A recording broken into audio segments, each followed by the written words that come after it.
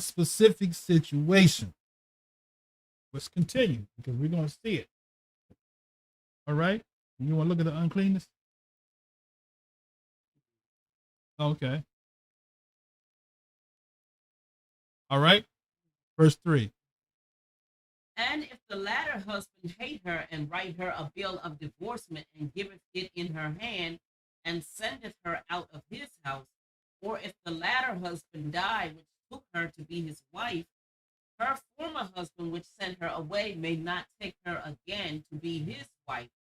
After that she is defiled, for that is abomination before Yah, and thou shalt not cause the land to sin, which Yah thy Elohim giveth thee for an inheritance. Look at that. So she was able to marry another man, but she couldn't go back to the husband that put her away for uncleanness.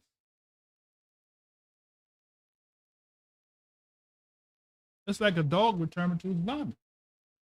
If you put her away for uncleanness, why would you take her back? That's an abomination. Either you lied,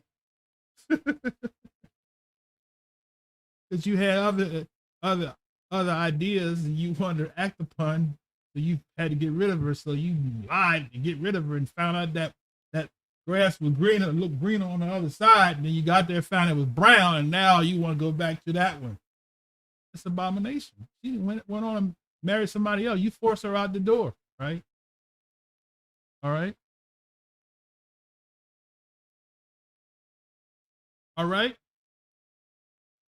Now, let's think in that wife thing. Go to verse 5. We can say some more about the wife. This is the book of the law. All right. When a man have taken a new wife, he shall not go out to war, neither shall he be charged with any business. But he shall be free at home 1 year, and shall cheer up his wife which he hath taken. Okay, stop. America. Don't do that. That's probably not under the law. You're supposed to give that man a whole year to enjoy his wife, not just on a honeymoon. See, they sucker you and give you a honeymoon getaway, let you go away for the week. Torah says a year. Take that man. It says he shall go. What was that? What was the verse of that? When a man take a wife, he shall not go out to war, neither shall he be charged with any business. But he shall be free at home 1 year, and shall serve his wife, which he have taken. Okay? That's good. Okay, so now going back to what Shaul said, now we can see that hold on, I want to clarify what he's saying so we can see what he's talking about.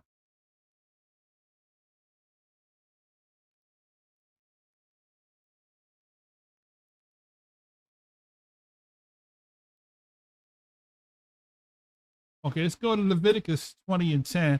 Talking about this is marriage law. Marital law. We deal with law, we gotta know there are different things, right?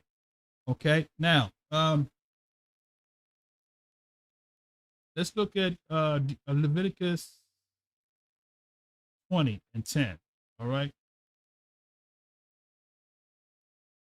And the man that committeth adultery with another man's wife, even he that committeth adultery with his neighbor's wife, the adulterer and the adulteress shall surely be put to death. So that's it. You commit adultery. Both of it was to put to death. All right, read verse 11. And the man that lieth with his father's wife hath uncovered his father's nakedness.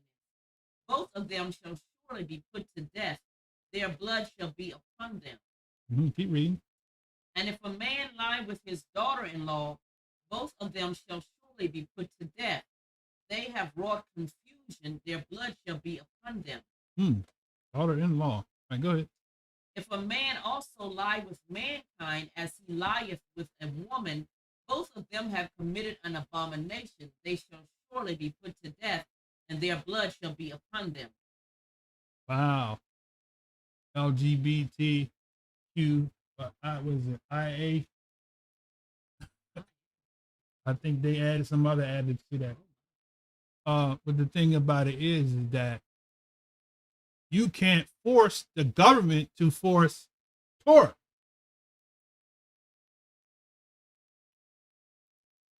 Okay? Because Torah is a choice, not a force. But there's penalties in Torah. And since we're not running the world, then the judgments that come from the law don't exist. Because we're not a functioning, ruling nation. But during 1,000 years, all this will be dealt with. All right, go ahead. And if a man take a wife and her mother, it is wickedness.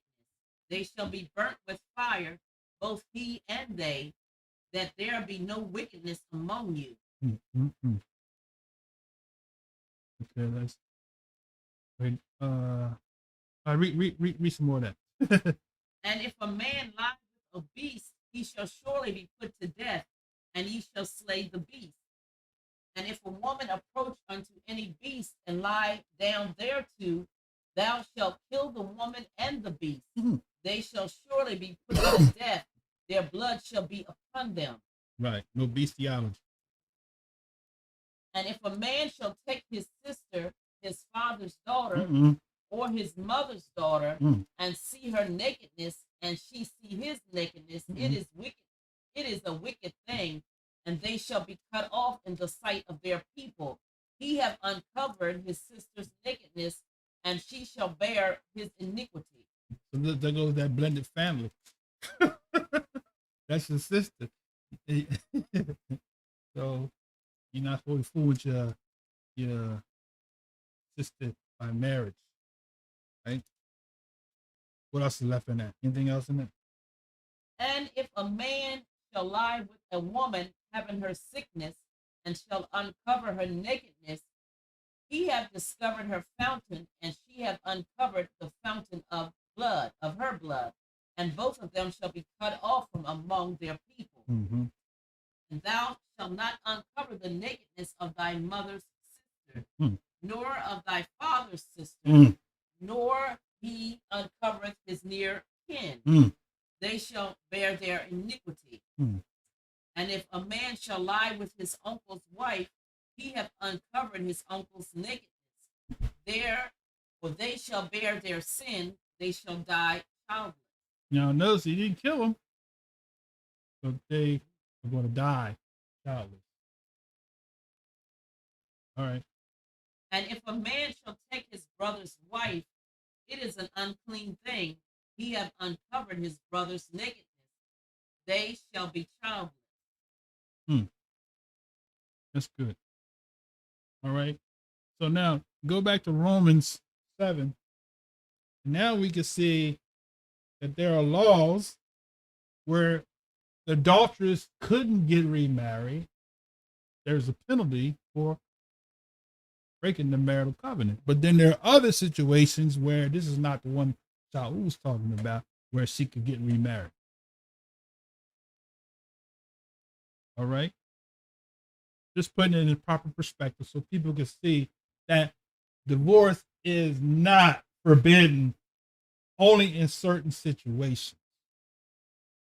Divorce and remarriage.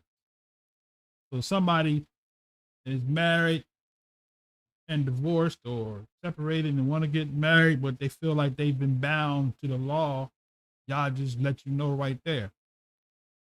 Right. And if you married outside of the covenant,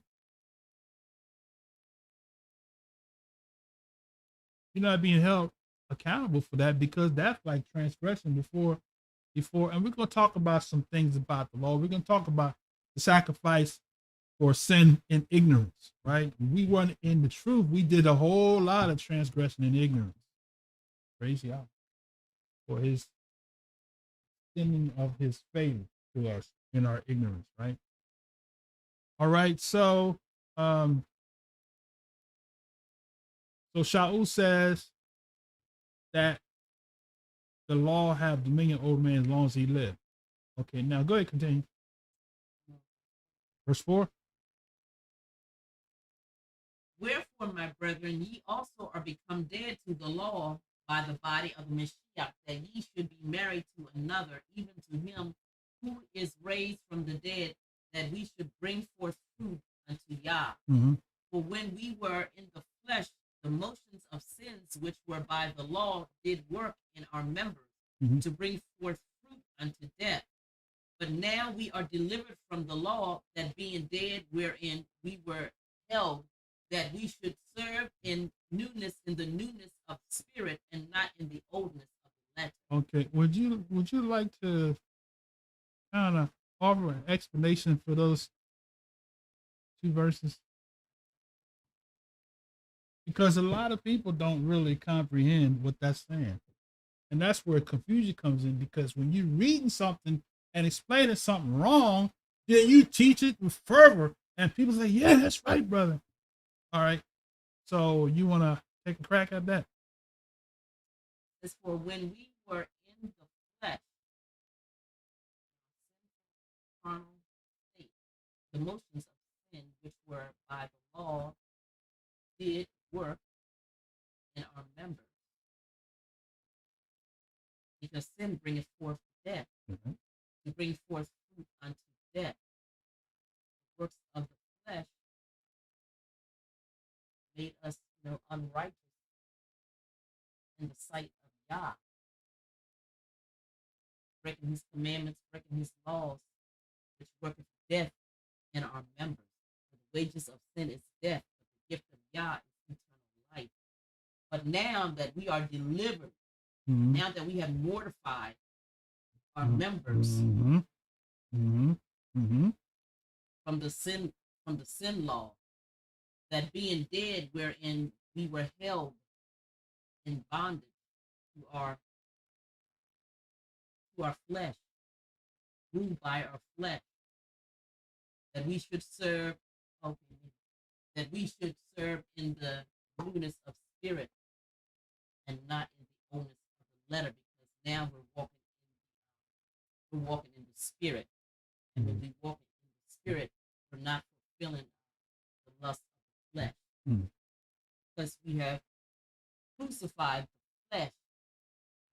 We mortified the deeds of the flesh, that war between that tug of war back and forth between the spirit and the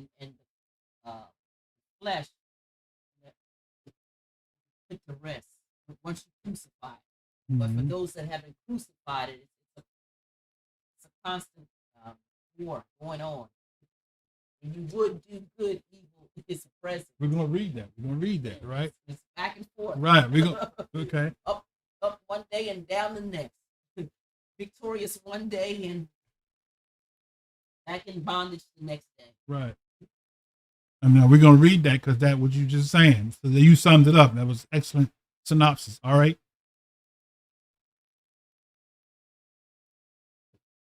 What shall we say then? Is the law sin? Yah forbid. Nay, I had not known sin, but by the law. For I had not known lust, except the law had said, thou shalt not covet.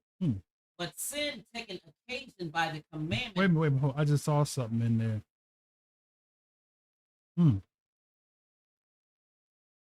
So he calls the law, thou shalt not covet. So question, is the commandment the law? Yes. So why would he say in Revelation, which we read already, that they that do his commandments can have a right to the tree of life and enter into the gates of the city, right?